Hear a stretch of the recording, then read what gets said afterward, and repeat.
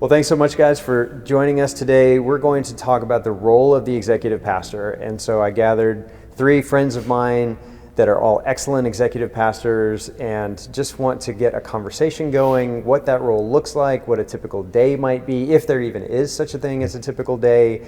And so I just want to throw it out to you guys, have you introduce yourselves, talk about where you serve, maybe how long you've been there, and how you got to even be an executive pastor. So Stephen, we'll start with you. Sure. Well, first of all, Josh, thank you for hosting this and giving us time to connect. It's just always such a meaningful connect time like this. Appreciate you doing this.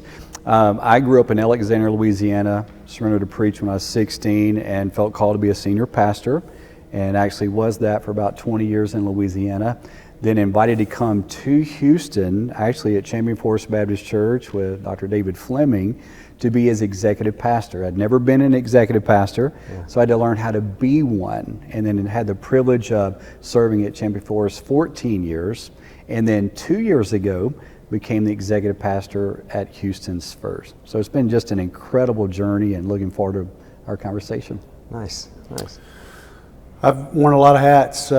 Started in seminary as a student pastor / janitor, and the emphasis really was on the janitor. Yes. Really good at setting up tables and okay at the other parts. But from there went to be Minister of Education and Administration, which is, was the old title. Yeah. And then as the churches got larger and my experience grew, age grew, all that, I just transitioned more into this executive pastoral role. So done a little bit of everything from education to administration, and now a little bit of both. Okay, all right. Zach?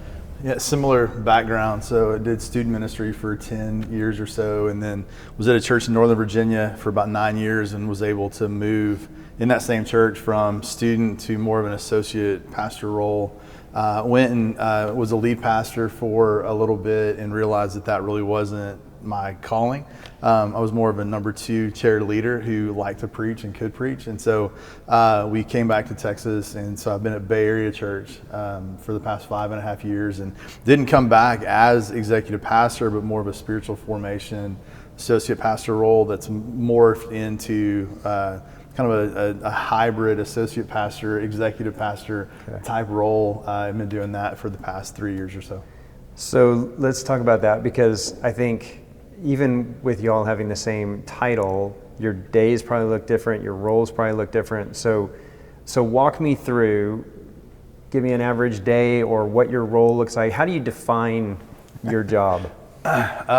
It's broad and varied. So the way we're set up, we have kind of 3 divisions within the church because we have a Christian school. So we have a school division and operational division that supports both, and then the church side. So I'm the executive pastor over the church side of that. So for me, a lot of the focus does at times get into more of maybe what people would think of executive pastor type thing, budgeting, those kind of things. But for me, it's a lot more vision execution and really ministry execution and aligning our ministries to the vision of the church, but then also overseeing staff. And so we had some summer interns who came in this summer, and they met with different pastors, and their question was, what do you do? Like, what's your job? And I said, well, I do a lot of this. So it's a lot of meetings. It's a lot of meeting with, people and staff and that kind of stuff. And so, for me, a lot of times really leading our staff, leading our ministry team, meeting with our lead pastor, and really driving the execution part of the vision within the context of the church. Okay. All right. Yeah, I think he kind of summed it up. I tell people I'm minister of miscellaneous and or minister of meetings. It's just one after the other, trying to ensure that the left hand knows what the right hand's doing, that people have the right information to make a decision, that nobody gets blindsided. A lot of information sharing. And the bigger a church gets, the greater the chance that somebody is uninformed or left out, or we've all played the communication game, right? And Stephen could say something, by the time it gets around to you, an important detail gets left out. Well, multiply that times the amount of staff you have and the amount of volunteer ministers that you have that are leading key things, and it's inevitable that something innocently is going to get left out. And so I see this role as one who ensures that not only are the ministries aligned, but people know the why behind that, and that we're doing our best, never perfect, but we're doing our best to make sure that the left hand knows what the right hand's doing. Yeah, for sure. Well, I think a theme that you'll pick up on in our roles is the concept of complexity. I love that, minister of meetings. But, my primary role with Pastor Greg Mott at Houston's First is to keep him at 40,000 feet. He is responsible for vision, values, doctrine, and direction. And so I'm the vision implementer, helping him stay focused on being able to see, to prepare, to nurture, to invest in our congregation and staff. And then I'm implementing the vision of the house. And I love the word you used, Jeff, a moment ago, the concept of alignment. So a big part of my role is aligning human resources, financial resources to fulfill the vision of the house. And so it also involves complexity. We all do conflict resolution, because where there's motion, there's friction. And when you're committed to fulfilling the Great Commission, you anticipate opposition. That's just part of the flow of helping the church stay on mission with God. Yeah, that's so good. And so now I'm tempted to ask, how does one prepare to become an executive pastor? You all found your way to this through different paths, but you just said you have to engage complexity, you have to be good at communication. In your case, you specifically said, I have to keep, my boss at this level. So there's certain skills to that. How do you prepare for becoming an executive pastor? Is it a calling? What would you say, Jeff? Why don't you engage that? Great question. I think, there's this vision implementer idea that Stephen touched on, that I think there are some skills or natural abilities that make that easier to do than others. You and I were talking earlier about, if your pastor has high people skills, and that people can take advantage of that, and we need a pastor to utilize the skills and be the way that God created them to be. For sure.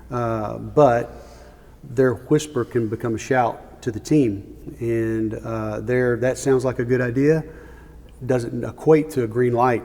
And so helping them be themselves and be the encourager, but not necessarily say yes, that be equated to a yes every time, is critically important. So that's kind of what Stephen touched on the keeping them at the 40,000 foot view. So I think that some administrative skills or detail-oriented skills are necessary. But, you know us, but the viewers may not know us as well. And we're all different.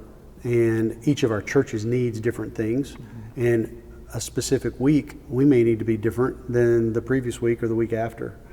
So there's a lot of flexibility, I think, that is needed in this role as well. But to prepare, I think,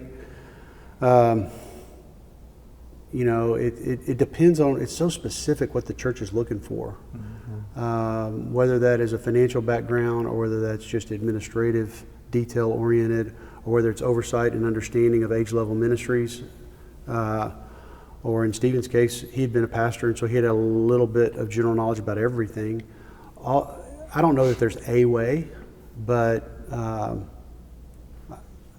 and I don't know that it's something that you necessarily aspire to. It just you kind of figure out through the years, this is what I do best, this is where I feel most centered, most helpful, but I don't know. Well, what I've also discovered is the context is going to draw out the best in you. So a different context is going to have different needs. Just like when we say, what is an executive pastor? How do you become one? Well, it depends what you're becoming. Because just to say executive pastor, there's so many different types and styles. As Jeff indicated, you have executive pastors that are more finance-driven, business office, maybe policies and procedures. Then you have executive pastors that are more ministry-driven and overseeing ministers and making sure ministry is getting done. And some executive pastors are focused on master planning. some with performance. And so I think I would say to a pastor or a team that's building this concept of, we want to make room for an executive pastor. We want to go to the next level to really implement vision well. I think you have to ask, what are you looking for? Do you want a preaching executive pastor? So when the senior pastor is away, you're the senior pastor's representative and you can preach on his behalf? Or is it crankcase? You live in the underbelly of the ministry, and every church has an underbelly, and you live in that underbelly to make sure all the details are taken care of. So I think it's really important, even in our conversation, when you're looking for an executive pastor, always start with a senior pastor. Because without chemistry, there will be chaos. And a clear understanding of what is the senior pastor's grace lane and what is his vision for an executive pastor. Because it's really a dance. And you have to have that chemistry, that connection, that communication to know as an executive pastor, when do I need to elevate my role? And an analogy we've used for many, many years in senior pastor, executive pastor roles is the senior pastor is the high beam and the executive pastor is the low beam. But you're both illuminating the path. You're both bringing clarity and here's where we're heading and how we're going to get there. But the senior pastor is the high beam. And we always defer to the senior pastor, his vision, his timing, and then we are serving at the pleasure of the senior pastor. Yeah, it's a second chair role, and I think a lot of times people forget that, and that's a danger. But I think it comes down to trust and that relationship. I think back to your original question, how do you get there? I mean, each day is so unique and different. I can have it planned out, and that does not mean how it's going to go at all. And I mean, life happens, right? And so, and sometimes the pastor has a great idea at 3:30 in the morning, and that changes everything. So, and that's his prerogative. So I think it's trust. My favorite leadership axiom is that trust and truth-telling are inseparably linked, but trust is the highest value in leadership.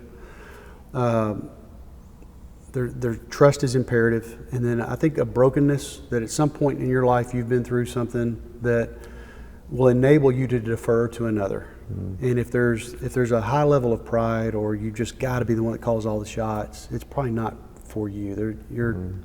You or your pastor or both of you are asking for an issue. Yeah, I would agree with all that. I think for me, like they've said, the journey is unique and the position's unique. So I think there is kind of a calling in that of, for such a time as this, in this place, like this is what, what's needed. And I think your words about, a church determining, what is that? And, part of that is what is the strength of the senior pastor? And then what do you want to be able to do to support that strength, but also provide, if a senior pastor needs to stay at that high level and doesn't want to get into the weeds of it, you need somebody who's not the high level executive pastor. You need somebody who can get in the weeds of it. So, I think of that. But the thing I've just noticed for me is, as I've moved into this role, I look back at different experiences and different positions I've had, and there are little things about each one that have helped prepare me for the unique role that's here. And so I really do think it's. There are some fundamental skills, like you said, that I think you need in terms of being able to lead, and discernment, organization. I think humility is huge, in that. But a lot of it, I think, really is how has God wired you, and where does that meet up with the church and the need that they have? And the pastor at that time, right? I mean, it's a lot of times people will flip the question that you're asking us, and that is, what is necessary to be an effective senior pastor? What are the necessary skills to be effective at that? It's an unanswerable question, because each church is so different. I've worked with senior pastors that I'm detail oriented, but they took it to an entirely different level. And I literally kept the agenda open on my desktop on my monitor 7 days a week, because I'd be getting text messages or emails, add this to the agenda, add this to the agenda, add this to the agenda. And it just built all week long. unbelievably detailed. If I told you his name, you would start laughing. I've worked with other guys at even larger churches that Rome wasn't built in a day because they weren't invited, and they didn't want to know anything about it. It just, I said it, so let's do it. And that kind of influence was, I mean, it was a highly caffeinated environment, but I saw and learned in that there's not a right way. Sure. Some people are much more detailed than others. Some are much more statesmen, spokesmen, can inspire. But my seat would have to flex with that. Yeah. Yeah.